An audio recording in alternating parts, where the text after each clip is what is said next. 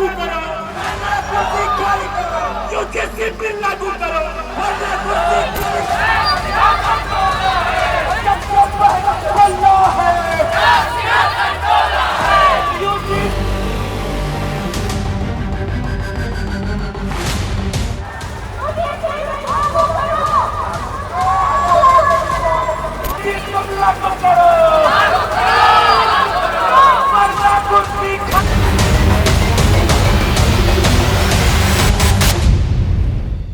हल्ला बोल के नारे, यूजीसी लागू करने की हुंकार, ब्राह्मणवाद के खिलाफ नारे।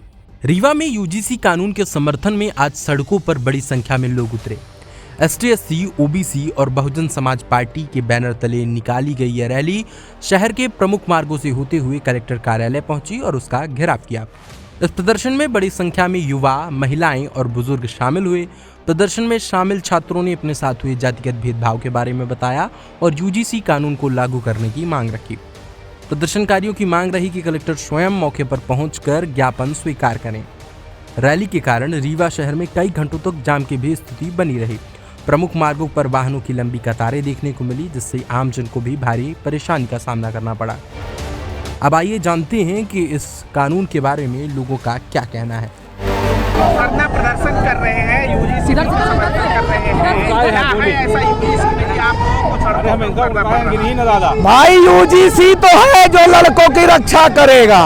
मैं एक बात कहना चाहता हूँ यूजीसी के विरोध करने वालों से कि ऐसी क्या बात है कि डर है आपको? ईडब्ल्यूएस लागू हुआ, आपने उसका विरोध नहीं किया। मैं आपसे कहना चाहता हूँ नोटबंदी लागू हुई, उसका विरोध क्यों नहीं किया? नोटबंदी का साइड इफेक्ट नहीं था? आपने एक ही दिन में कोरोना का लॉकडाउन लागू कर दिया, लॉकडाउन में कोई साइड इफेक्ट नहीं था। आप एक ही दिन जीएसटी लागू कर दिए, उसका कोई साइड इफेक्ट नहीं था। आपको इंतजार करना था। क्या होता मुझे बता दीजिए।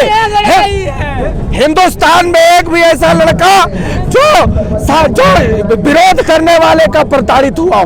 रोहित वेमुला, पायल तड़वी और संयुक्त संसदीय समिति की रिपोर्ट ने बताया है कि 118% लोगों के साथ एसटी/एससी, ओबीसी के साथ प्रताड़ना हो रही है। हम उस प्रताड़ना के विरोध में आए। यदि डर है माननीय सर्वोच्च न्यायालय के जज साहब को तो सुनना चाहिए। और सरकार ने क्यों अटॉर्नी जनरल और सॉलिसिटर जनरल को खड़ा नहीं किया? एक ही झटके में आप रोक दोगे। 80% आबादी को न्याय के लिए कोर्ट का दरवाजा खोलना पड़ेगा। ये रोड का आंदोलन है और लड़ेंगे तो जीतेंगे। आज देखिए एससी, एसटी, ओबीसी और माइनॉरिटी के संयुक्त तत्वाधान में आज यूजीसी एक्ट जो बिल आया था उसको लागू करने के लिए आज ये पूरा बहुजन समाज आंदोलित है। और हम लोग कलेक्टर के माध्यम से राष्ट्रपति महोदय तक अपनी बात पहुंचाने के लिए, ज्ञापन देने के लिए यहाँ पे एकत्रित हुए हैं। और यही सब अपनी बात करके अपने बहुजन समाज के जो हमारे एससी, एसटी, ओबीसी माइनॉरिटी के साथ में जिस तरीके से जातिगत लिंग भेद और जाति के आधार पर भेदभाव होता है उच्च शिक्षण संस्थानों में, उसको रोकने के लिए ये बिल आया था। लेकिन कहीं न कहीं सुप्रीम कोर्ट की मंशा भी सही नहीं है, क्योंकि कॉलेजियम सिस्टम इतना गंदा सिस्टम हो चुका है जहाँ पे जातिवाद के तहत एक ही वर्ग का वर्चस्व है।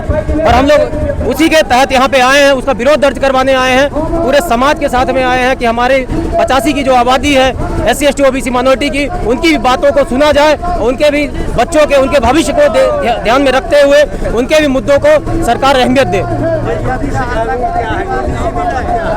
यूजीसी देखिए एक यूनिवर्सिटी ग्रांट कमीशन है जिसके तहत ये अनुदान आयोग होता है, जो कि मतलब जिसमें उच्च शिक्षण संस्थानों को, यूनिवर्सिटीज़ को मान्यता मिलती है, जिसके तहत ये हर वर्ग के बच्चे वहाँ पे उच्च शिक्षा लेने का काम करते हैं।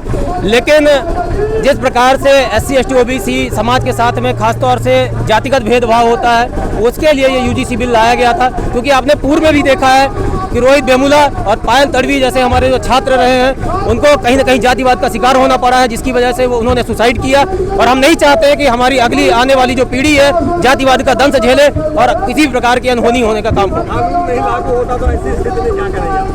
हम लोग अपनी बात मजबूती से और ताकत के साथ में रखेंगे, क्योंकि देखिए बहुत दिनों बाद बहुजन समाज एक साथ एकत्रित हुआ है अपने हक अधिकार के लिए, अपने बच्चों के भविष्य के लिए जगह है। और निरंतर अभी ये जिला लेवल पे हम लोग काम कर रहे हैं, प्रदेश और देश लेवल पे भी जितने भी बड़े आंदोलन होने का काम होगा, बहुजन समाज अपने एक आह्वान पर संयुक्त मोर्चे के रूप में अपनी बात रखने का काम करेगा।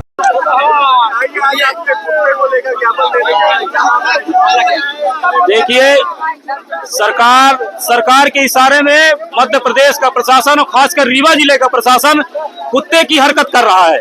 जिस तरह से हम लोग 3 घंटे से रोड में बैठे हैं, हमारे मूल निवासी समाज SC ST OBC समाज संयुक्त मोर्चा के तत्वाधान में हम लोग ये आंदोलन किए हैं।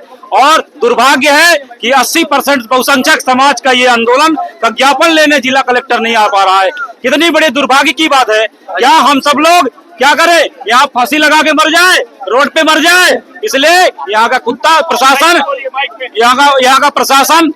यहाँ का प्रशासन कुत्ता जैसे हरकत कर रहा है, इसलिए ज्ञापन लेने नहीं आया। इसलिए हम लोगों ने रीवा का एक कुत्ता ढूंढ के लाया, उसको ज्ञापन दिए है। अभी आपने लोगों को सुना कि वो UGC के बारे में क्या सोचते हैं और UGC क्यों लागू होना चाहिए।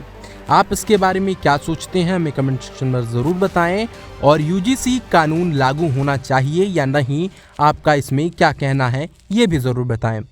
और ऐसी ही रिपोर्टिंग देखने के लिए हमें सब्सक्राइब करें और बेल आइकन दबाना ना भूलें। धन्यवाद।